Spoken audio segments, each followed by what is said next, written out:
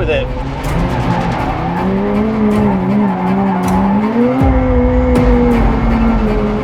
So here we are back at Dunsfold. Last time you may have seen me out in the McLaren 620R. Check out the video. Back though, I've doubled down in the 765 LT, the long tail, one of McLaren's flagship models, looking fantastic in McLaren orange. So I'm going to do my best impression of Lando Norris, do some driving. Check it out. This has got a lot of really amazing features. You can see from the outside, it's a very aerodynamic car. But McLaren keep their cards close to their chest. They won't tell us how much downforce it's actually got. Only way to find out is to get it on the track, and then I'll be setting a lap time later to see how fast this car is around the Dunsfold lap, because it's never been here before, which is pretty cool. This is the McLaren 765 LT, which stands for long tail. 765 stands for 765 horsepower, which is a lot. This is one of McLaren's flagship cars. It's one of its highest performing cars. It is an absolute weapon. It's a track-focused supercar. It's got a higher top speed than the Senna, and it's got a Senna-like rear wing that deploys like an air brake. It deploys in about half a second, comes up behind you when you get on the brakes, like your life depends on it. And obviously it's an aerodynamic car. You can see that with all the blades and louvers over the bodywork. This car is built for speed and carrying speed through those corners. But they won't tell you how much downforce it's got. We know the Senna has 800 kilograms of downforce, peak downforce. And this one, I don't know, it's got to be somewhere maybe close to that, but not being a fixed wing means you won't have quite as much aero. But looking at the nose, you can see that it's got fairly aggressive front splitter, and the dive planes here and there mean that it's channeling that air as efficiently as possible. What you notice is the acceleration from this 7-speed gearbox and the 4-litre twin turbocharged V8 is pretty monstrous. You shoot down this runway like Concorde, and as the car really gets going, the speed really builds up. It's almost reminiscent of the McLaren F1, where the car gets quite light in a straight line. It's designed to reduce its drag, to get that speed down. This car looks angry, aggressive and very fast. So let's see how fast. A quick drag race to see how it fares against the Lamborghini STO with 630 horsepower and the McLaren 620R with about 610 horsepower. That's a good start from me in the 765. The Lambo not far behind, but what's this? The 620R coming on strong. But a convincing win for the Big Mac, but surprising that the less powerful 620R trounced Larry the Lambo. This car is based on the 720S, which was already a bit of a weapon. Its main rival is the Ferrari 296 GTB, also a rather fast piece of kit. And it's really all singing and dancing. If you've driven one of the smaller McLarens like I had out last time with the 620R, different type of car with a fixed rear wing, but this feels like the bigger brother. It's got that much more power and it just feels like it's really ready to lay that down and send you off like a missile. This car, despite being bigger, still only weighs 1,388 kilograms and accelerates from 0 to 60 in 2.8 seconds. It's the tyre alarm going off because I've been a bit of an animal. But it's got a shortened final drive, so the gear changes are really, really snappy. So despite having a mega high top speed, it gets there very quickly and very aggressively. And you can do this with it.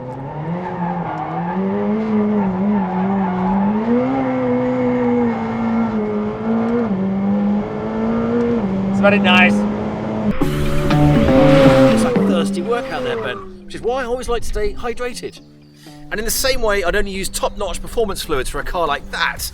It's really important we take the same level of care with our bodies as well. Drinking clean, pure water energises your body, and it's been proven that staying hydrated is the most effective way to stay alert and engaged on a long drive.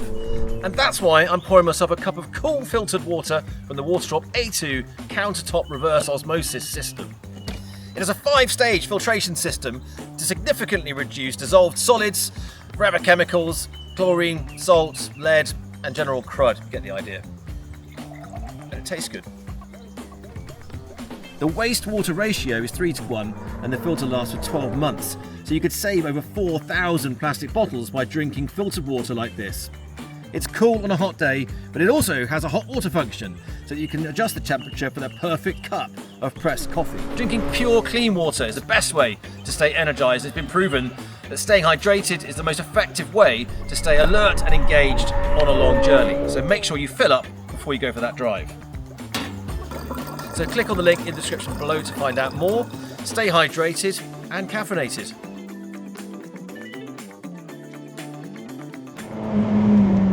I love this sunroof, it's fantastic. So this car is actually a convertible, but you don't need to because you can see the sky anyway, and you can change the tint, if you can believe that. So you can dial in the sun, which you need to do when you live in this country. Very, very pliable car.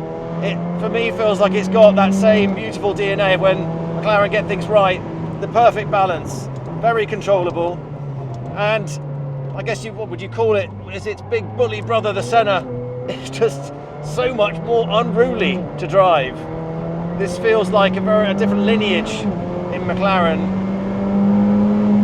And it's not overpowering. In the mode I'm driving it in now, and I have put it in the sportier setting with the more aggressive gear changes and the heightened sensitivity on the throttle, it's still very, very pliable.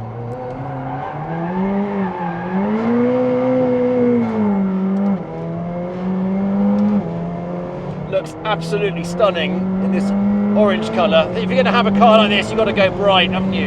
Unless you're Lando Norris, in which case you might want a holiday from the papaya and go full stealth mode with something darker.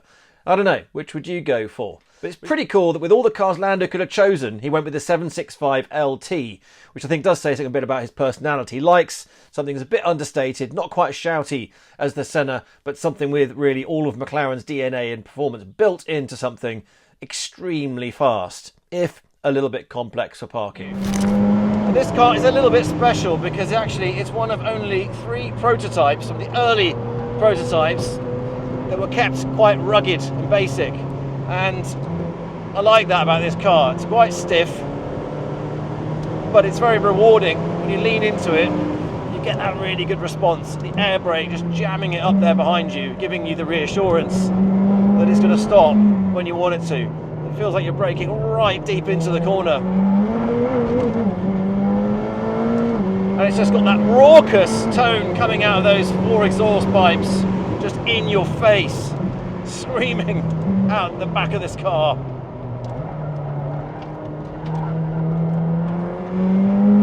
I'm driving this today on the P0, which is like a fairly standard tyre for Pirelli. There are more aggressive compounds. So to be fair, when I really get to testing the performance of it, it's a little bit unfair on this car because it would do so much more on Trofeo. Change of direction is just fantastic. Love it. And once you feel at home in a McLaren, I think they do feel very much in common. You can jump into any one of them. Again, the really solid steering wheel, the amazing ergonomics, the angry dashboard that recognises when you're in track mode and puts itself into lean slim mode, just telling you your gear and your speed, keeping the information to a bare minimum so you can focus on the job in hand.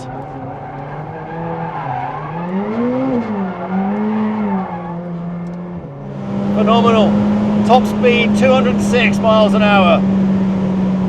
It's just aircraft fast, and it's so effortless. The turbos just whoosh, fling you down there. Sound isn't as visceral as the 620R I was in last week, but nevertheless, this car is emotive. It's got so many characteristics that you've got to love. The cabin is really comfortable. It's a mix, it's a blend really of a racing car and a road car, but it has got a lot more creature comforts. But it's really aggressive on the outside. It feels very modern. There's hints of Formula One in the shaped and sculptured aerodynamics on the outside. But the fact that this is a Spider and that it's versatile, and you can be a little bit of a baller, head down to the beach, go for that long cruise with the roof off, I think makes this thing sensational. And it's a hard top at the end of the day. Once you put it back together, it's only marginally heavier then than the fixed hard top. You feel like you're in control the entire time. Everything's built around the driver the way it should be. Long may it continue. And it's not burdened with weight. They haven't put the batteries in it to slow it down with that pendulum you're going to get. It's inevitable. As soon as you add that weight, you lose that agility. 1300, very nice. good, linear, controllable power, and an excellent helm. The only thing I might tweak, probably next time I come out, is a more aggressive tyre. I feel like I've slightly brought a knife to a gunfight here.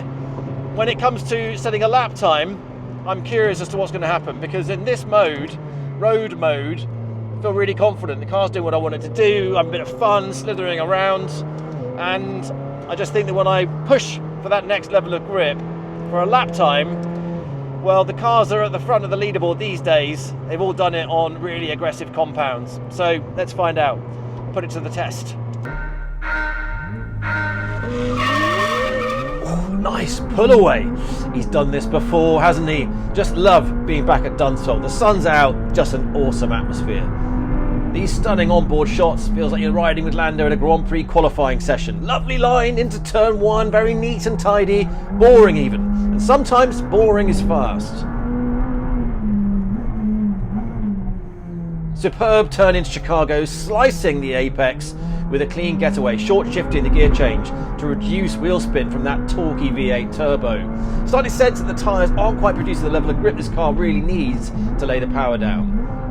Very late on the brakes for Hammerhead, stopping well, but running wide over the exit bump, costing some time, possibly distracted by the constantly annoying beep bong from the car.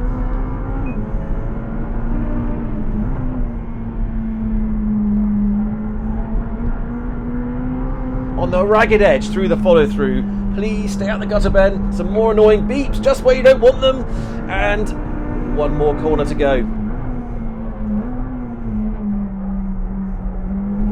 Tyres in distress towards Gambon. Nearly running off the track, but keeps it together. And across the line, one more bong for good measure. Whew. Yes, well done, Ben. You've earned a breather. Damn! That was a good effort. It was a solid lap, and it was pretty racy in places. But what was the lap time? Somewhere down in the 15s. It's not what we want to see. Underwhelming. A 15.9, but not bad on a standard tyre. Now, if you like that video, then check out my run in the Senna versus the Ferrari SF90, a proper dogfight, and stay tuned for more hot laps on Ben Collins Drives.